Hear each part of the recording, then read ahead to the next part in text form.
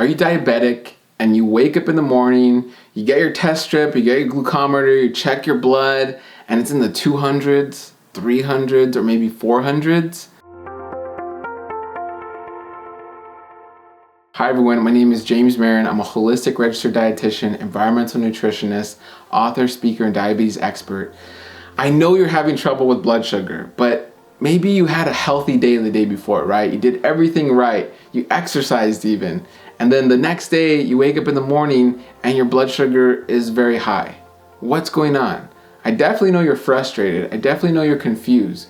But I want to give you some tips today. I want to help you learn the ways and understand the ideas of how you can defeat these high morning blood sugars, okay? So number one, understand that nothing's going to change in a day or a couple of days. If you've been operating, if on average you're in the 200s or in the high 100s or in the 300s or 400s, just because you have 1 or maybe 2 days that are healthy or healthier, or sometimes a lot of my patients think something's healthy and it's not really healthy. But just because you might have 1 or 2 days of healthy eating, that doesn't mean your body's gonna drop the blood sugar, right? It's not gonna drop your A1C in just 2 days. So really it's being patient and it's being consistent with those healthy days. Give it a week, give it a couple weeks, give it a couple months, and you'll start to see your blood sugar improving. Now, with that said, let's get into some ways of managing your blood sugar a little bit better. And also, before I get into these tips, I want to say, if you're heavily reliant on insulin, okay, where you're taking multiple units a day, or you're severe type 2 diabetic, or even a type 1 diabetic, consult your team before making any drastic changes, okay? Consult your doctor, your endocrinologist, or if you see a dietitian as well, let them know you want to make changes, and they can further monitor you closer, and then maybe we can start to get you off some of those units of insulin, right? Because you don't want to make these healthy changes and continue using the same amount of insulin when you were unhealthy, right? Eating unhealthy, because that's not going to work out. You might go hypo, too low, and get into trouble. So definitely consult your team. Okay, let's get into it, okay? So number 2, now I want you to understand that eating late does affect your blood sugar, right? Especially the next morning. Now, there's so many factors to this, but in general, if you give yourself about an hour or 2 of not eating before bedtime, that's usually best. And again, it depends with your medication, especially if you're on insulin, consult your care team. But in general, not eating close to bedtime is gonna help your body prepare to sleep. It might even give you better sleep. And again, if you're suffering from any digestive issues, that's gonna help as well, okay? So definitely do not eat close to bedtime. And so a lot of us, maybe earlier in the day, are eating these high sugar and high fat foods, especially fats like saturated fat, cholesterol, and trans fat. And that's mainly gonna come from animal products, okay? Or deep fried products. And if you're eating that, those can affect your blood sugar. And it can alter your blood sugar like almost as a delayed effect, right? You might check your blood sugar right after a meal and you might be okay, but then later on you might have an odd reading. That could be from these fats, right? And usually animal fats can do that, okay? So sugar, obviously, you want to avoid. Added sugar, let me be more specific and say added sugar you want to avoid.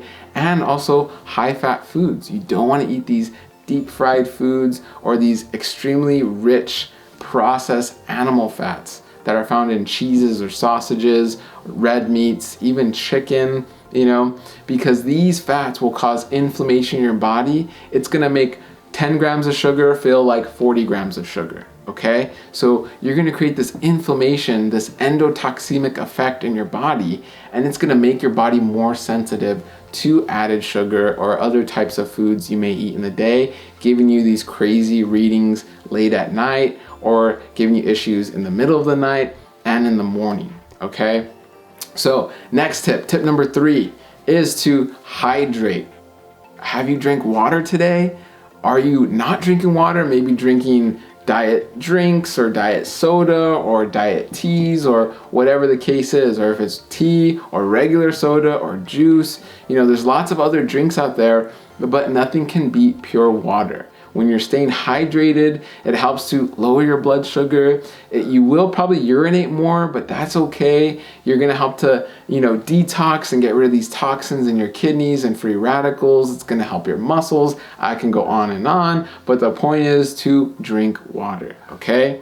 Tip number 4, eat high fiber foods, okay? And I'm not saying, take a fiber supplement and just sprinkle it all over your food. No, I'm saying eat foods with natural fiber in them, okay? Vegetables, of course, any and all vegetables. If you're not a fan of any and all vegetables, then double down on the vegetables you do like. If you do like broccoli, then make sure you try to incorporate broccoli into every single meal or snack or anything you can to eat more vegetables, right? Vegetables, nuts and seeds, beans and legumes and peas, fruits, they're all gonna have natural fiber. They should all be incorporated into your daily routine, okay? So again, guys, the idea is to understand that your blood sugar does not have to stay elevated, right? Your blood sugar can take a break. How do we give it a break? How do we defeat those high morning blood sugars? Well, number 1, be patient, right? So let's recap, okay? Number 1, you have to be patient, okay? Being patient and realize that 1 or 2 healthy days is not gonna change years and years of high blood sugar, okay? Give it a little more time, okay? Number 2, don't eat late, okay? Don't eat late, especially processed foods. And getting to number 3, no sugar foods, added sugar, or high fat foods, all right? Especially animal fats or deep fried foods, especially late at night or even earlier in the day. If you're eating these added sugars or high fat foods, you could have issues later on at night and even the next day in the morning with these high blood sugar readings, okay? And don't forget to hydrate. Number 4, right? Don't forget to hydrate. Okay, water is gonna help to lower your blood sugar. It's gonna help with your electrolytes and muscles. So many benefits. You have to drink pure water. Tea doesn't count, soda doesn't count, juice doesn't count, has to be pure water, okay? Number 5, eating high fiber foods, right? So any and all plant foods, whole plant foods especially, will have natural fiber. Again, I'm not saying sprinkle a fiber supplement all over your food.